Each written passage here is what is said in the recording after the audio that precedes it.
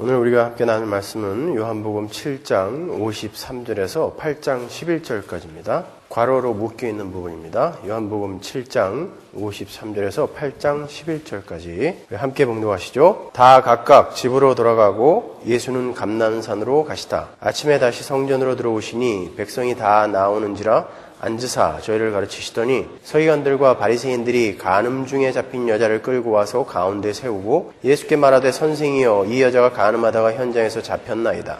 모세는 율법에 이러한 여자를 돌로 치라 명하였거니와 선생은 어떻게 말하겠나이까? 저희가 이렇게 말하면 고소할 조건을 얻고자 하여 예수를 시험함이로라. 예수께서 몸을 굽히사 손가락으로 땅에 쓰시니 저희가 묻기를 마지 아니하는지라. 이에 일어나 가라사대 너희 중에 죄 없는 자가 먼저 돌로 치라 하시고 다시 몸을 굽히사 손가락으로 땅에 쓰시니 저희가 이 말씀을 듣고 양심의 가책을 받아 어른으로 시작하여 젊은이까지 하나씩 나아가고 오직 예수와 그 가운데 섰는 여자만 남았더라. 예수께서 일어나사 여자 외에 아무도 없는 것을 보시고 이르시되 여자여 너를 고소하던 그들이 어디 있느냐? 너를 정죄한 자가 없느냐? 대답하되 주여 없나이다. 예수께서 가라사대 나도 너를 정죄하지 아니하노니 가서 다시는 죄를 범치 말라 하시니라. 아멘. 성경을 읽다 보면 서로 모순이 되는 듯해 보이는 구절이 종종 나타나죠. 그 중에서도 율법에 근거한 철저한 하나님의 공의와 하늘같이 넓으신 하나님의 사랑에 대한 그런 구절들은 마치 물과 기름처럼 서로 요원해 보여요.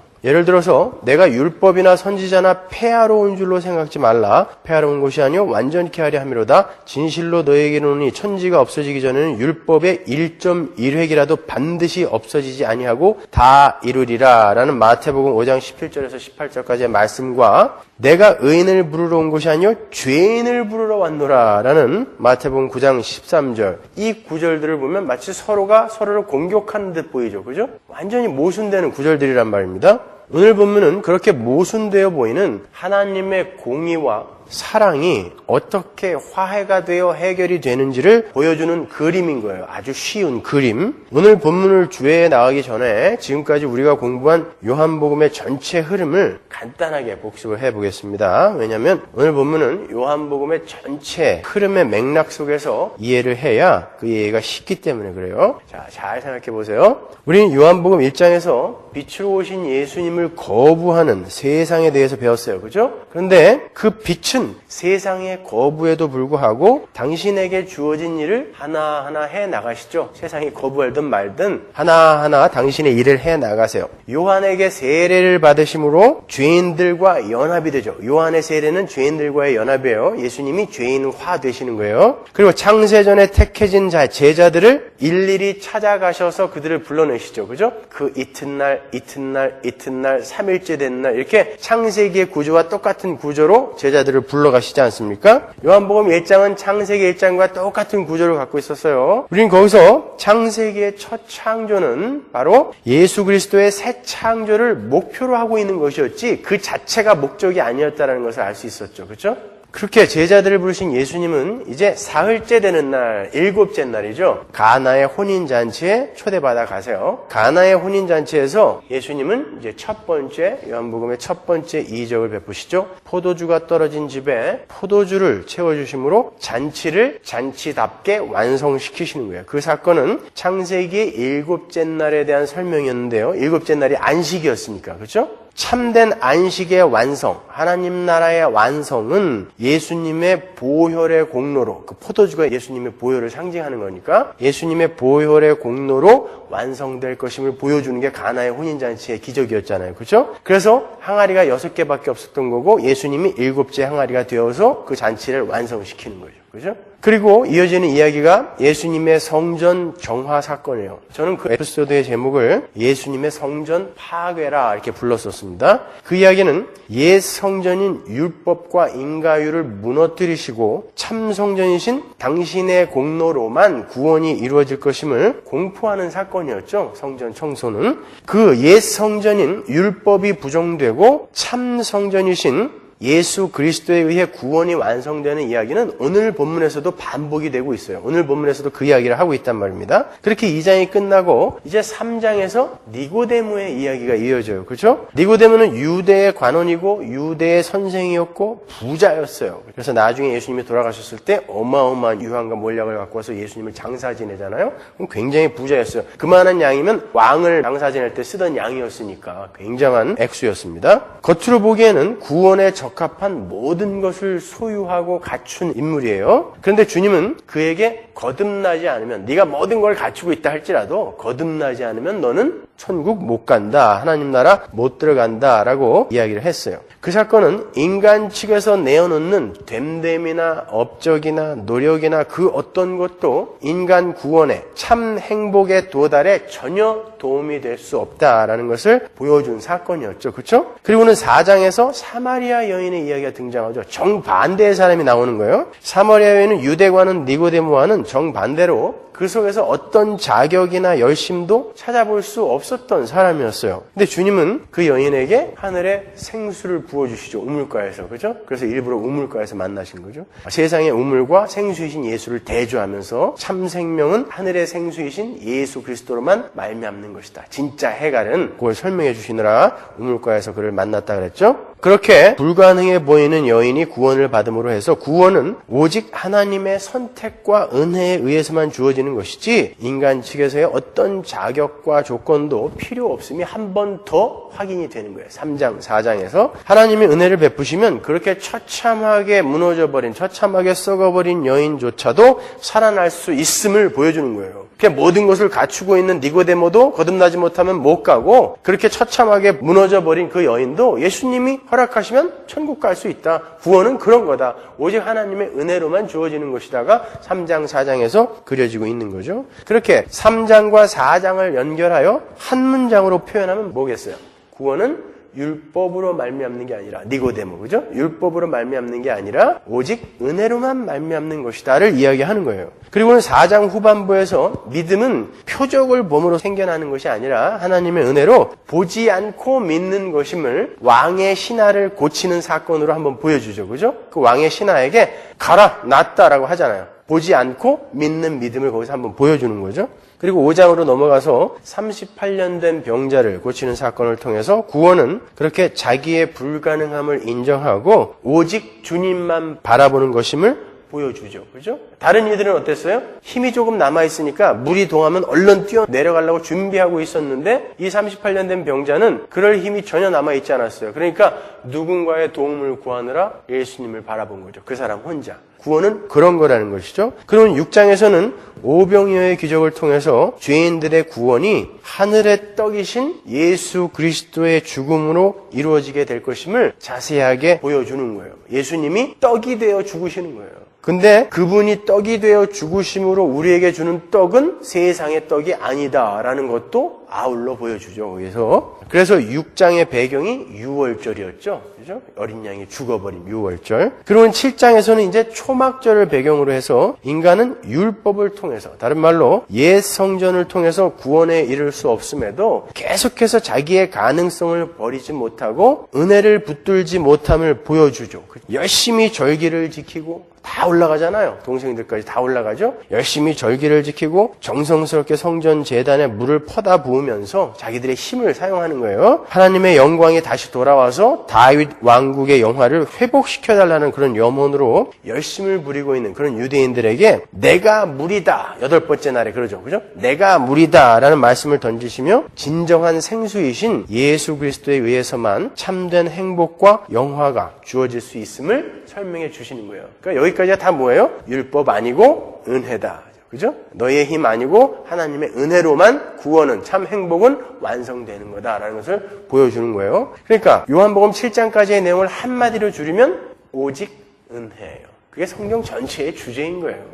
인간의 참 행복, 구원은 율법에 의해서 옛 성전의 방식으로 이 세상으로 오는 것이 아니라 옛 성전이 율법이니까, 그렇죠? 오직 참 생수이신 예수 그리스도의 은혜로만 주어질 수 있는 것이며 그 행복은 이 세상의 떡이 아닌 하늘의 떡임이 여러 가지 에피소드들을 통해서 설명되고 있는 게 요한복음인 거예요. 그리고 성경 전체가 그 이야기를 하고 있는 거고요. 자, 그 맥락에서 오늘 본문을 이해하셔야 돼요. 지금까지 우리가 공부한 내용이 함축되어서 한 편의 드라마로 이렇게 요약되어 설명되고 있는 게 오늘 본문이에요. 율법과 은혜, 이 둘이 어떻게 화해를 하여 구원을 이룰 수 있는가? 죄인들을 반드시 벌하셔야 하는 하나님의 공의와 당신이 선택하신 자들을 향한 하나님의 크고 넓은 사랑이 어떻게 조화를 이루어서 구원을 완성해내는가에 대한 구체적인 그림이 오늘 본문의 가늠한 여인의 이야기인 거예요. 그러면 오늘 본문 한 절 한 절 공부해 보겠습니다. 본문 7장 53절과 8장 1절을 보세요.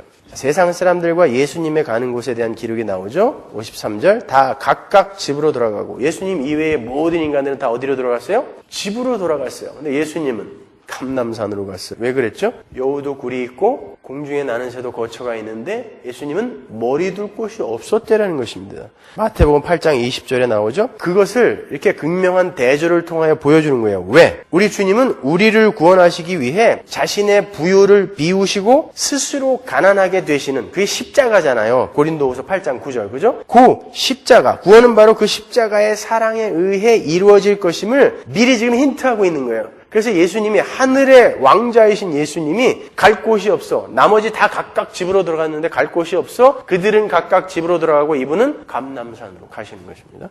계속해서 3절을 보시면 그 주님이 다시 성전으로 들어가시는데요. 자, 우리가 지난 시간에 성전에서 내가 물이다라고 외치신 주님의 모습을 공부했죠. 오늘 본문에는 주님이 어떻게 옛 성전인 율법을 부정하시고 참 성전의 모습을 드러내시는지가 잘 설명이 되어 있어요. 그래서 오늘 본문의 내용이 7장의 옛 성전과 비교하여 또다시 이제 성전으로 배경이 주어지는 거예요. 이 성전이 어떻게 참 성전인 예수에 의해서 부정이 되는가를 여러분 오늘 찾아내셔 보시는 거예요. 아셨죠? 자, 주님께서 성전에서 사람들을 가르치고 계실 때 바리새인들과 서기관들이 간음 중에 얼마나 부끄러웠겠어요. 나중에 붙들린 것도 아니고 간음 중에 붙들려서 잡힌 여인, 남자는 도망갔어요. 도망가고 여자만 붙들어 갖고 왔어요. 그 모습을 잘 보세요. 그려보세요. 지금 율법의 대명사인 바리새인들과 서기관들이 율법을 근거로 간음한 자는 쳐 죽여야 된다는 율법을 근거로 율법을 대표하는 바리새인과 서기관들이 율법을 들고 어떤 일을 참소하러 고소하러 온 거예요. 그리고 한쪽에는 이제 완전히 죄인임이 자명하게 드러난 한 죄인, 여인이, 간음한 여인이 대조되어 등장하는 거예요. 그리고 예수님이 재판관으로 이렇게 서 계신 것입니다. 그러니까 간음 중에 잡힌 여인은 자타가 공인한 죄인으로서 주님 앞에 선 거고 나머지는 이제 참소하는 자들로 선 거예요. 여러분 이 대조를 잘 이해하셔야 돼요. 여러분 하나님을 대적하는 마귀의 대표적인 특징이 뭐예요? 참소죠. 우리 권사님은 참 설교하는 사람이 힘을 나게 해줘요. 참소예요. 계시록 12장 10절 보세요. 내가 또 들으니 하늘에 큰 음성이 있어 가로되 이제 우리 하나님의 구원과 능력과 나라와 또 그의 그리스도의 권세가 이루었으니 우리 형제들을 참소하던 자 곧 우리 하나님 앞에서 밤낮 참소하던 자가 쫓겨났고 자 그들이 지금 마귀의 세력의 대표로 등장하고 있는 것입니다. 한쪽은 죄인임이 자명하게 드러났지만 이제 하나님에 의해 구원받을 의인으로 의인의 대표가 등장하는 거예요. 두 부류가 등장하는 것입니다. 그러나 한쪽은 율법, 한쪽은 은혜. 그렇게 대조가 되는 거예요. 하나님을 떠나 자기 스스로의 힘으로 자신을 보호해야 하는 죄인들은 남의 잘못이나 허점을 들추어내서 참소를 하여 상대적인 우월감을 확보하는 것에 모든 에너지를 쏟아요. 그게 죄인들의 특징이에요. 그것을 자기 방어 혹은 통제 성향이라 부르죠. 그죠? 그게 죄인들의 특징이에요. 대표적인 특징인 거예요. 자기가 꼭대기에 올라가야 되고 자기가 스스로를 보호해야 되고 자기가 세상의 왕이 되어야 되기 때문에 늘 남을 참소하게 돼 있어요. 그들을 끌어내려야 내가 올라가거든요. 그래서 마귀의 대표적인 특징이 참소인 거예요. 그들은 절대 자신의 무력함과 불가능함을 인정하지 않아요. 예수 믿는 자들은 거기서부터 시작하는 거잖아요. 그러나 참소하는 자들, 죄인들의 특징은 절대 자신의 불가능함과 무력함을 인정하지 않아요. 그러니까 율법을 끝까지 붙들고 있는 거예요. 나는 지킬 수 있어. 내가 지켜서 가고 말 거야. 로 가는 것입니다. 하나님의 도움 없이도 스스로의 힘으로 행복에 이를 수 있다는 것을 보이고 싶어하는 죄인들의 속성은 율법의 진리를 곡해하기 마련이죠. 그들은 죄를 드러내고 예수 그리스도의 십자가, 죽으심의 필연성을 깨닫게 해주기 위해 주신 그 율법을 구원에 이르는 사다리로 생각한단 말이에요. 왜? 그들은 아직도 자기들에게 힘이 있다라고 생각하기 때문에 우리는 못 간다라고 하나님의 은혜만 꼭 붙들어야 되는 자들이고요. 그렇죠? 그들은 그렇게 율법을 구원에 이르는 사다리로 생각하여 열심히 율법을 지켜요. 그렇게 함으로써 자기 자존심도 지키고 하나님의 복도 받고 싶어 하는 거예요. 내가 이만큼 했으니까 줘요 하고 당당하게 요구하는 것입니다. 하나님은 우리에게 철저한 자기 부인을 요구하세요. 나라는 존재는 하나님 앞에서 티끌에 불과하며 하나님의 은혜를 떠나서는 불가능한 죄인에 불과하다는 것을 온전히 인정하고 하나님의 그 크심 앞에 항복하여 순종하는 자가 되기를 원하시는 거예요. 그래야 하나님이 이끄시는 참 생명의 길을 순종하여 쫓아올 수 있으니까요. 우리 하나님은 우리를 이끌고 진짜 참 행복의 고지로 올라가려고 하시는데 우리가 항복하지 않고 우리의 꾀를 내고 우리의 지혜를 내고 우리의 힘을 이용하여 자꾸 다른 데를 바라보고 다른 곳으로 가게 되면 어떻게 되는 거예요? 못 가는 거예요. 그러니까 우리는 완전히 부인하고 하나님이 끌고 가주세요. 난 못 가. 들고 가주세요. 차라리.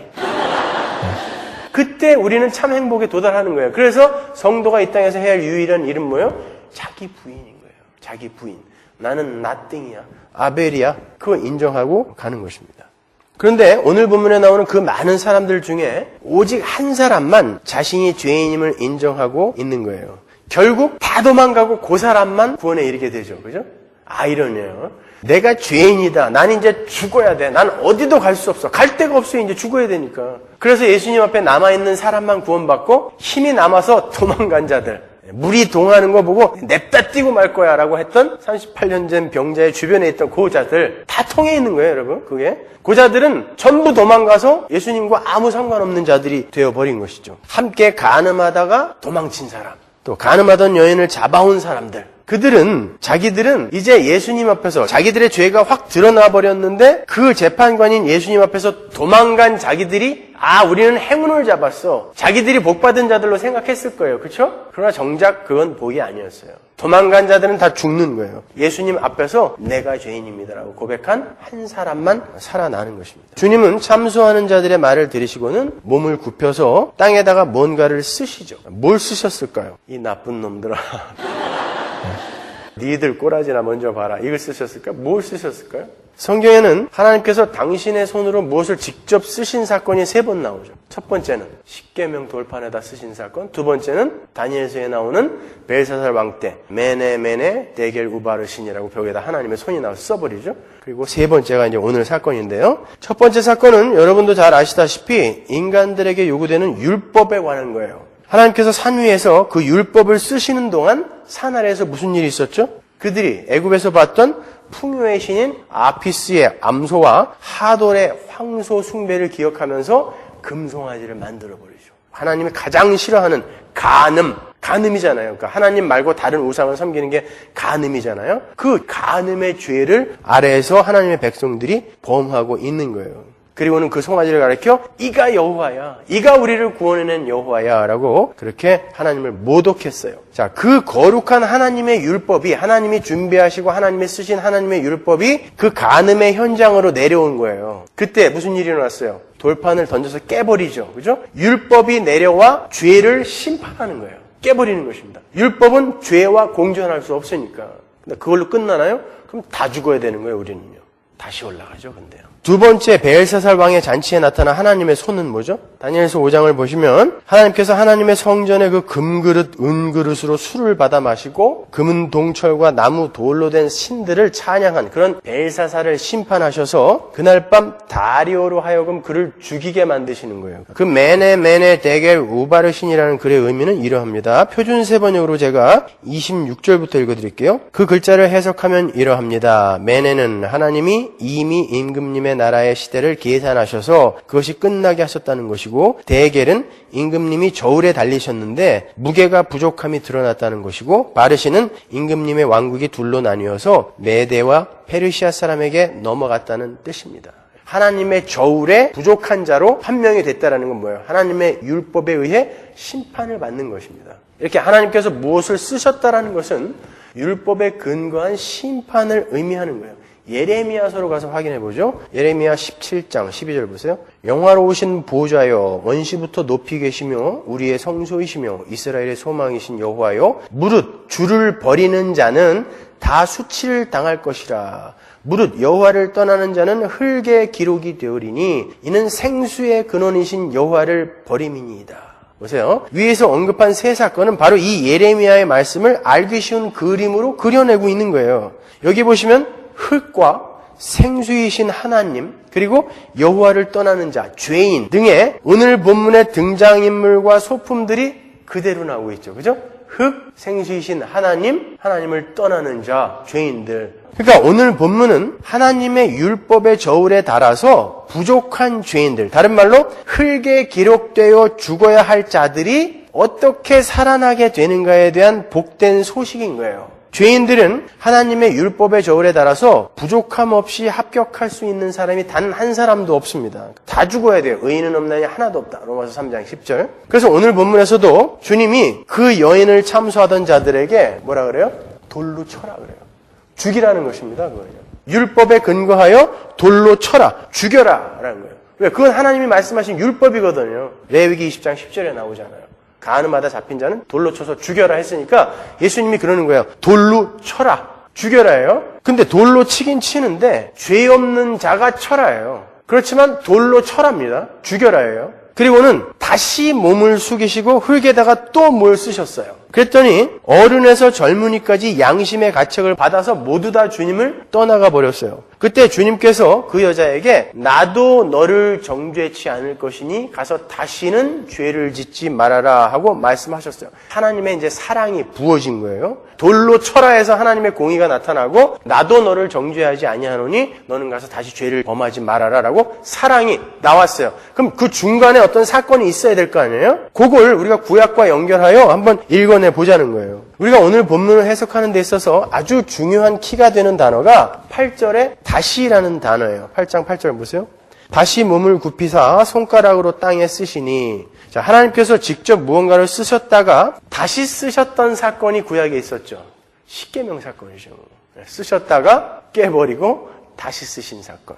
이 두 에피소드가 어떤 연관이 있을 거라는 생각이 안 드세요? 출애굽기의 십계명 돌판 이야기를 머릿속에 떠올려 보세요. 하나님께서 직접 쓰신 돌판, 율법이 인간의 죄를 직면하자 심판이 일어났어요. 깨져버렸단 말입니다. 그 일로 3,000명이 죽었어요. 심판이에요. 그리고 두 번째 다시 쓰신 십계명 돌판이 내려와서 어디로 들어가요? 법궤 안으로 들어가는 거예요. 그 두 번째 돌판은 모세가 준비하고 하나님이 쓰신 돌판이죠. 출애굽기 34장 1절에 보면 나오죠. 다른 말로 이 세상의 것과 하늘의 것이 합쳐져 만들어진 거예요. 하나님이시면서 인간으로 오신 예수님을 상징하는 거죠. 그 율법이 법궤 속으로 들어가 법궤 뚜껑으로 가려지는 거예요. 그리고 그 법궤 뚜껑 위에 점도 없고 흠도 없는 제물의 피가 부어져서 죄인들로부터 율법이 가려지는 것입니다. 그러한 방법으로 죄인들이 살아나는 것이죠. 지금 그 이야기와 오늘 본문의 이야기가 똑같은 이야기인 거예요. 그래서 그 법궤 위를 시은좌, mercy seat이라고 부르죠. 은혜가 베풀어지는 자리라고. 그런데 그 십계명 돌판의 그 두 이야기 사이에 아주 중요한 이야기가 삽입이 되어 있죠.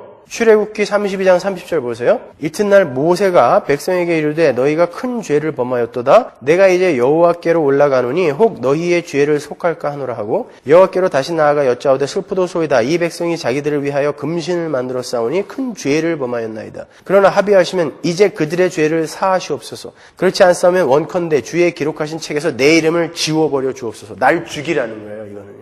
여호와께서 모세에게 이르시되 누구든지 내게 범죄하면 그는 내가 내 책에서 지워버리리라. 이제 가서 내가 내게 말한 곳으로 백성을 인도하라. 내 사자가 내 앞서 가리라. 그러나 내가 보응할 날에는 그들의 죄를 보응하리라. 모세의 중보 사건이 그 두 돌판 사이에 끼어 있는 거예요. 그러니까 모세의 중보로 말미암아 하나님의 두 번째 십계명 돌판이 오고 그들이 용서받게 된 거란 말입니다. 그러니까 오늘 본문에도 바로 예수님의 그런 중보의 이야기가 가운데 삽입이 되어 그 죽어야 할 여인이, 공의로 죽어야 할 여인이 사랑으로 살아나는 거예요. 근데 특이한 것은 모세가 이스라엘의 죄를 상징하는 금송아지를 가루로 만들어서 물에 타서 이스라엘에게 마시게 하죠. 7장에서 내게로 와서 마셔라 라는 예수 그리스도의 이야기와 연결이 되는 거예요. 오늘 본문에도 똑같은 장면이 나옵니다. 생수이신 예수님이, 내가 물이다 그랬으니까, 내가 생수다 그랬으니까, 물이신 예수님이 죄를 상징하는 티끌에 섞여버리는 모습이 나와요. 예수님은 말씀이죠. 예수님은 생수예요. 그 생수이신 예수님의 말씀이 흙에 기록되어 있으니까 흙과 말씀이 연합이 되는 것입니다. 그래서 물과 생수와 죄가, 티끌이 섞여버리는 거예요. 물과 금송아지 가루가 섞이는 것과 지금 똑같은 모양으로 예수님이 지금 섞이고 있는 거예요. 그 모습이 글로 쓰는 거였고 그건 바로 심판이었단 말입니다. 정신을 똑바로 차리세요. 그리고 그 물이 죄인들에게 제시가 되자, 티끌이 섞여버린 물이 죄인들에게 딱 제시가 되자 죄인들의 죄가 드러나고 양심의 가책을 받았다 그러잖아요. 딱 제시가 되자 그 죄인들의 죄가 드러나고 그들이 그 앞에서 도망가 버리는 거예요. 아이고 하나님 잘못했습니다가 아니라 그 앞에서 죄가 드러나자 도망가 버리는 것입니다. 여기서 티끌은 금송아지 가루처럼 죄와 죄인들을 상징하는 거예요. 그 흙, 그 티끌이 죄를 상징한다는 것은 미가서에 잘 설명이 되어 있어요. 미가서 7장 17절. 그들이 뱀처럼 티끌을 핥으며 땅에 기는 벌레처럼 떨며 그 좁은 구멍에서 나와서 두려워하며 우리 하나님 여호와께로 돌아와서 주로 인하여 두려워하리이다. 여기서 티끌이라고 번역이 된 단어가 흙이에요. 같은 단어예요, 여러분. 이처럼 흙은 뱀이 먹는 거, 즉 뱀이 장악할 수 있는 상태로 되어 있는 대상, 다른 말로 죄와 죄인들을 말하는 거예요. 보세요. 예수님과 죄인들이 섞여서 예수가 죄인이 되고 죄인들이 예수가 되는 그 은혜를, 하나님의 은혜를 떠난 죄인들은 절대 인정을 못하는 거예요. 내가 내 힘이 남아있는데 왜 내가 은혜를 받아야 돼? 라고 도망가 버리는 거고 그 앞에서 나는 죄인이에요. 그러니까 하나님이 나에게 은혜 베풀어 주지 않으면 나는 절대 구원에 이를 수 없어요. 라는 사람만 그 복음을 받아들인다는 뜻입니다.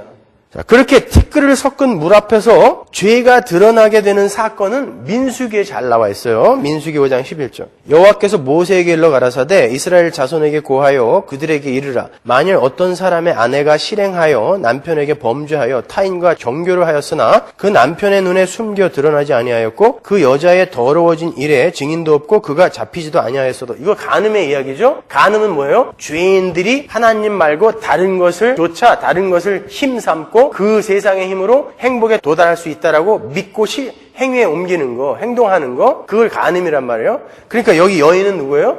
죄인들을 이야기하는 거예요. 왜 맨날 여자만 갖고 그래? 그러지 마시란 말이에요. 상징이란 말이에요. 아셨죠? 14절. 그 더러워짐을 인하여 남편이 의심이 생겨서 그 아내를 의심하든지 또는 아내가 더럽히지 아니하였어도 그 남편이 의심이 생겨서 그 아내를 의심하거든 그 아내를 데리고 제사장에게로 가서 그를 위하여 보리가루 에바 10분지 1을 예물로 드리되 그것에 기름도 붓지 말고 유향도 두지 말라. 이는 의심의 소재요 생각하게 하는 소재니 곧 죄악을 생각하게 하는 것이니라. 제사장은 그 여인으로 가까이 오게 하여 여호와 앞에 세우고 토기에 거룩한 물을 담고 성막 바닥에 티끌을 취하여 물에 넣고 똑같은 이야기가 또 나오고 있어요. 그렇죠? 거룩한 물에 티끌을 담아요. 토기는 뭐예요? 흙. 하나님인데 흙인 인간의 몸으로 오셔서 거룩한 물을 담고 있는 분. 누구죠? 예수 그리스도. 그분이 죄인들을 담아버리는 것입니다. 여인을 여호와 앞에 세우고 그 머리를 풀게 하고 생각하게 하는 소재물, 곧 의심의 소재물 그 두 손에 두고 제사장은 저주가 되게 할 쓴물을 자기 손에 들고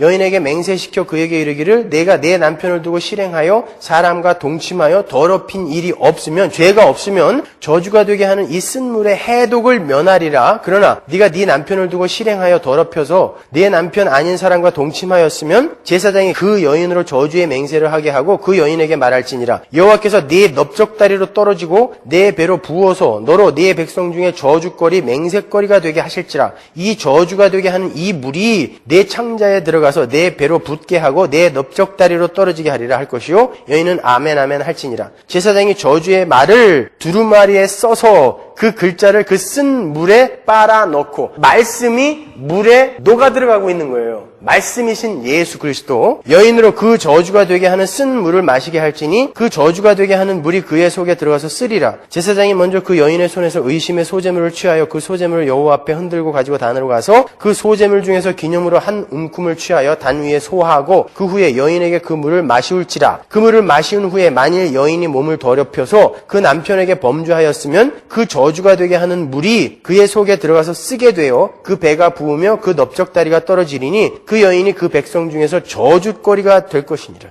어떤 여인이 간음을 했는지 안 했는지 판별을 할 때 율법이 정한 규례인 거예요. 그러나 이것은 단순히 간음한 여인의 판별에 대한 이야기가 아니라고 했죠. 여기서 여인은 신부인 교회를 이야기하는 거예요. 신부. 그리고 간음은 하나님 이외에 다른 것을 자신의 힘으로 삼으려 하는 인간의 죄를 상징하는 거고요. 남편에게 범죄함을 의심받는 여인은, 그러니까 죄인은 거룩한 물에 티끌을 넣어 마시우게 해보면 판별이 난다는 거예요. 여기서 토기에 담긴 거룩한 물은 예수 그리스도라고 그랬어요. 하나님이시면서 인간의 몸인 토기로 오신 말씀이신 예수 그리스도. 그리고 23절에 보면은 그 말씀이 하나님의 말씀, 저주의 말이라고 나왔지만 그게 하나님의 말씀이란 말이죠. 하나님의 말씀이 물에 섞이잖아요. 그 물은 하나님 말씀이신 예수 그리스도란 말입니다. 그 예수 그리스도 안에 죄가 들어가서 죄인들이 그 생수의 물을 마시는 모양으로 죄의 있음과 죄의 없음이 판별이 된다라는 뜻인 거예요. 그러니까 창세전에 선택된 사람들은 그 물을 마시고 죄 없는 자로 선포가 되는 것이고, 그러니까 다른 말로 해서 자신의 불가능함을 인정하고 그 은혜의 복음을 받아들이는 거고, 그들은 물을 마신단 말이에요. 갈증이 나니까. 또 하나님의 선택에서 제외되어 유기된 자들은 예수라는 그 물에 의해 죄인으로 확인이 되는 거예요. 그러니까 자기의 자존심을 지키기 위해 복음을 안 받아들이는 거죠. 은혜를 안 받아들이는 거예요. 자기의 힘으로 율법을 지키겠다라는 것이죠. 그러니까 율법적으로 가는 사람이 죄인이고, 하나님 저는 nothing이에요. 저는 아무것도 못해요. 항복하고 그 물을 받아들이는 사람, 복음을 받아들이는 사람, 그 사람이 의인이라는 뜻인 것입니다. 그러면 다시 오늘 본문으로 이제 돌아와 보세요.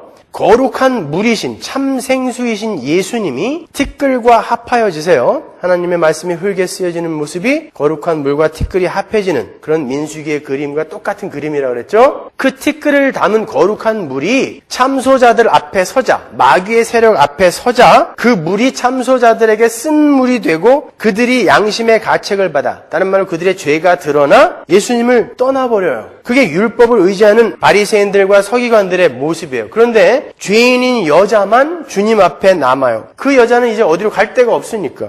그녀는 이미 유죄가 입증된 현행범이기 때문에 곧 죽어야 할 사람이었어요. 자기도 인정하고 남들도 그렇게 생각하고 있는 죄인이었단 말입니다. 자, 자기가 죽어야 할 죄인이라는 것을 자각하고 인정한 사람만이 다른 데로 도망가지 않고 그 자리에서 주님의 처분만 기다리는 거예요.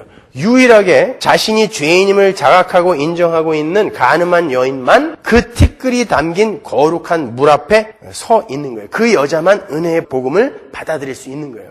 이제 힘이 다 빠져버렸어요. 오직 그 여인만 죄 없는 자로 선고받아요. 그렇게 자기의 무력함과 불가능함과 죄인됨을 인정한 사람만이 주님의 선택을 받은 사람임을 우리는 오늘 본문을 통해 배울 수 있는 거예요. 자, 여기까지만 간단하게 정리를 하면서 결론으로 가서 오늘 말씀을 맺도록 하겠습니다. 거룩한 물, 참 생수이신 주님이 나를 마셔라 라고 7장에서 이야기했을 때 자기의 가능성과 자존심을 끝까지 지키려 했던 바리새인들과 서기관들은 오히려 예수를 죽이려고 했죠. 그들은 율법을 들어서 죽이려고 했어요.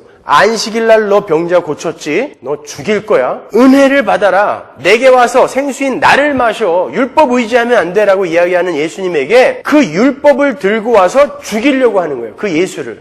예, 자기의 힘이 남아있는 자들은 반드시 하나님을 이렇게 살해하는 자로 서게 되는 거예요. 그렇게 자기 부인이 되지 않은 자들은 절대 주님을 마실 수가 없어요. 나도 할 수 있는데 왜 내가 예수를 마셔야 돼? 나도 떠먹을 수 있어. 얼마든지 떠먹을 수 있어. 라고 예수를 부인하는 거예요. 그들이 8장에서 다시 참소하는 자들로 등장하는 거예요. 예수님을 율법으로 죽이려 했던 그들이 율법으로 한 여인을 정죄하고 나오는 거예요. 똑같은 그림인 것입니다. 율법에 의하면 그 여인은 돌에 맞아 죽어야 돼요. 그건 하나님의 명령이었으니까 주님은 땅에다가 무언가를 쓰세요. 그건 우리가 확인한 것처럼 율법에 의한 죄인의 심판을 상징하는 거라 그랬죠? 뭘 쓰는 거, 땅에다 쓰는 거는, 하나님이 직접 쓰시는 거는 그 여인은 죽어야 된다는 거예요. 죄인들은 그 쓴 물에 의해 죄인임이 판명되는 거예요. 그 생수이신 예수님이 티끌과 섞이는 장면이니까 땅에다 쓰는 거는. 죄인들은 그 쓴 물에 의해 죄인으로 판명되는 거예요. 지금 구약과 신약이 막 왔다 갔다 하니까 그냥 정신이 하나도 없죠.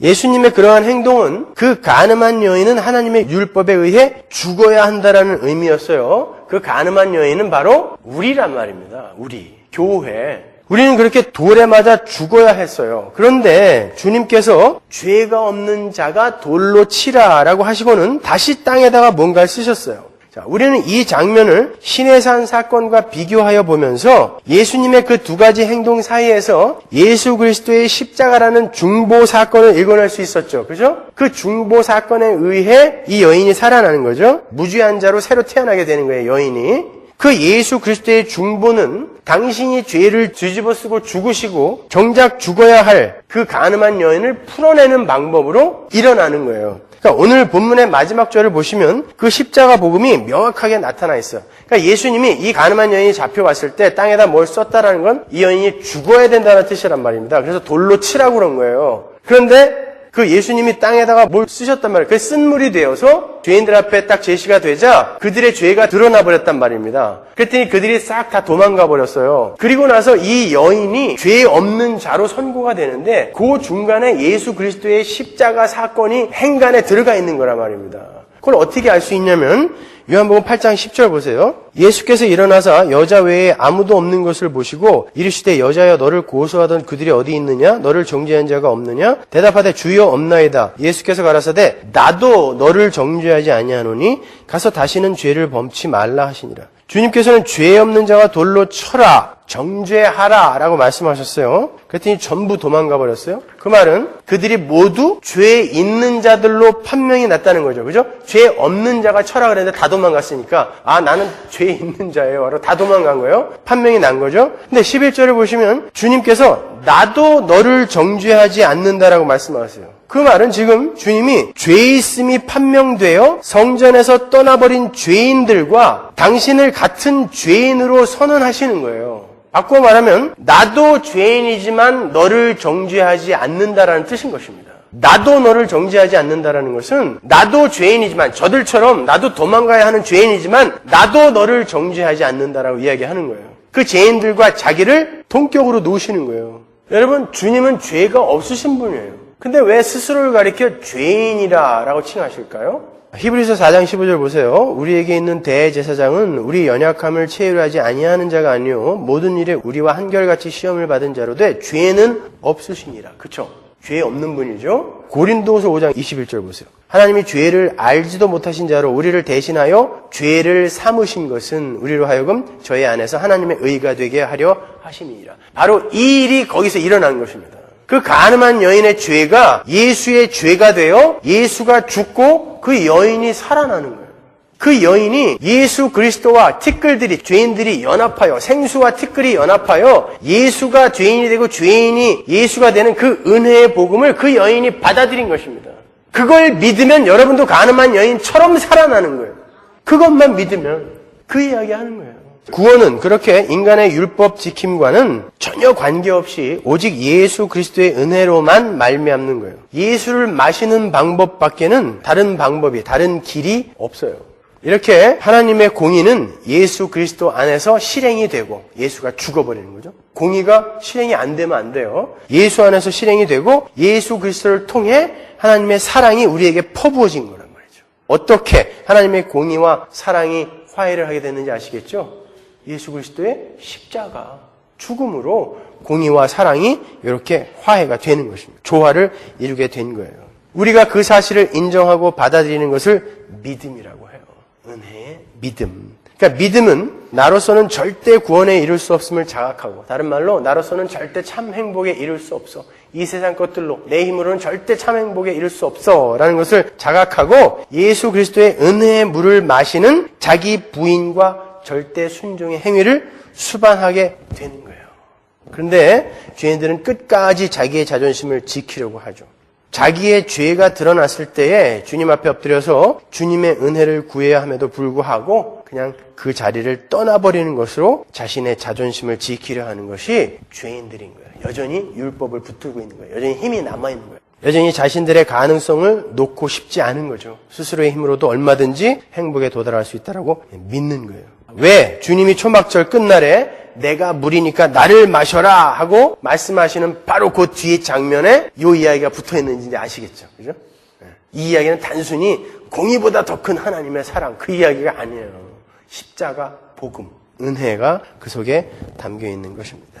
그렇게 율법을 상징하는 옛 성전에서 참 성전이신 예수 그리스도가 율법을 부정하고 밟아버리고 은혜로 죄를 이겨버리는 모습, 그게 바로 오늘 본문의 이야기예요. 그래서 오늘 본문의 배경이 성전인 것입니다. 주님은 그렇게 구원을 얻은 여인에게 이제 다시는 죄를 짓지 말라 그러죠. 그죠? 이 순서를 보세요. 로만 캐톨릭에서는 구원의 서정이 성화, 칭의, 영화죠. 성화가 먼저예요. 로만 캐톨릭은. 우리 개신교는 칭의, 성화, 영화죠. 칭의가 먼저예요. 하나님이 우리를 불가항력적인 은혜로 무조건적인 선택에 의해 우리를 선택해 놓으시고 그 다음에 이제 죄 짓지 말아라라고 이야기하는 것입니다. 그러니까 우리가 성경적인 거죠. 구원의 서정은 칭의, 성화, 영화.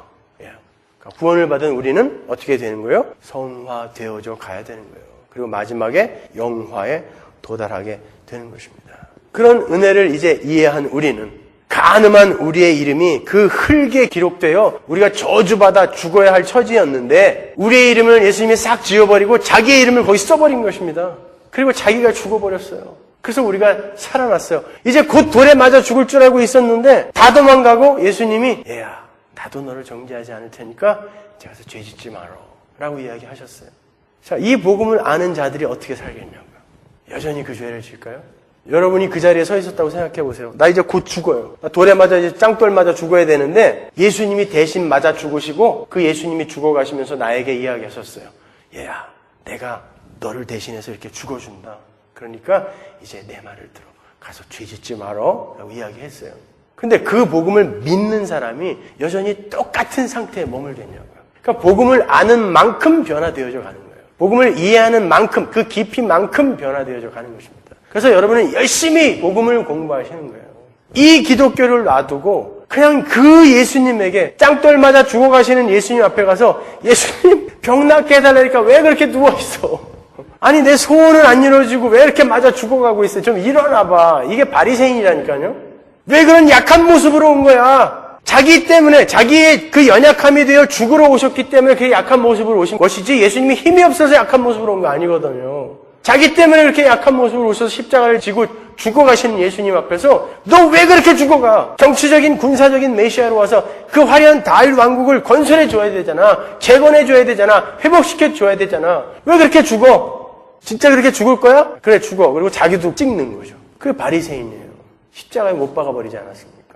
근데 오늘날에도 그런 바리새인 같은 독사의 자식들이 예배당 안에 앉아 있다니까요. 그 죽어가는 예수님에게 왜 나를 못 도와주는 거야? 외치고 있다니까요. 아니 우리는요 나를 대신하여 돌에 맞아 죽어가시는 그 예수님이 말씀하신 대로 죄 안 짓는 자로 변해가는 거예요. 그게 기독교입니다 여러분. 그게 신앙 생활인 거예요.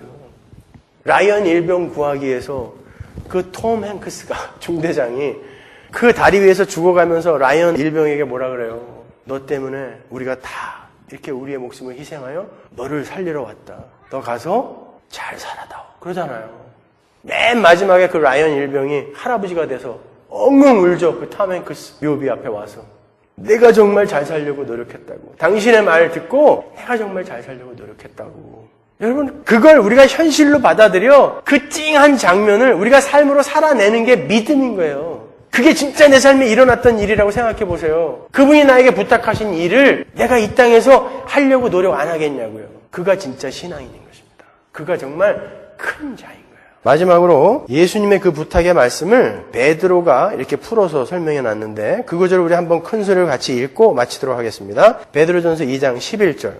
표준 세 번으로 같이 읽어보죠. 사랑하는 여러분, 나는 나그네와 거류민 같은 여러분에게 권합니다. 영혼을 거슬러 싸우는 육적인 욕종을 멀리 하십시오. 여러분은 이방 사람 가운데서 행실을 바르게 하십시오. 그렇게 해야 그들이 여러분더러 악을 행하는 자라고 욕을 하다가도 여러분의 바른 행위를 보고 하나님께서 찾아오시는 날에 하나님께 영광을 돌릴 것입니다. 여러분은 주님을 위하여 인간이 세운 모든 제도에 순종하십시오. 주권자인 왕에게나 총독들에게나 그렇게 하십시오. 총독들은 악을 행하는 사람에게 벌을 주고 선을 행하는 사람에게 상을 주게 하려고 왕이 보낸 이들입니다. 선을 행함으로 어리석은 자들의 무지한 입을 막는 것이 하나님의 뜻이기 때문입니다. 여러분은 자유인으로 사십시오. 그러나 그 자유를 악을 행하는 구실로 쓰지 말고 하나님의 종으로 사십시오. 모든 사람을 존경하며 신도를 사랑하며 하나님을 두려워하며 왕을 존경하십시오. 하인 여러분, 가장 두려워하는 마음으로 주인에게 순종하십시오. 착하고 너그러운 주인에게만이 아니라 까다로운 주인에게도 그리하십시오. 억울하게 고난을 당하더라도 하나님을 생각하면서 괴로움을 참으면 그것은 아름다운 일입니다. 죄를 짓고 매를 맞으면서 참으면 그것이 무슨 자랑이 되겠습니까? 그러나 선을 행하다가 고난을 당하면서 참으면 그것은 하나님께서 보시기에 아름다운 일입니다. 바로 이것을 위하여 여러분은 부르심을 받았습니다. 그리스도께서도 여러분을 위하여 고난을 당하심으로써 여러분이 그의 발자취를 따르게 하시려고 여러분에게 본을 남겨놓으셨습니다.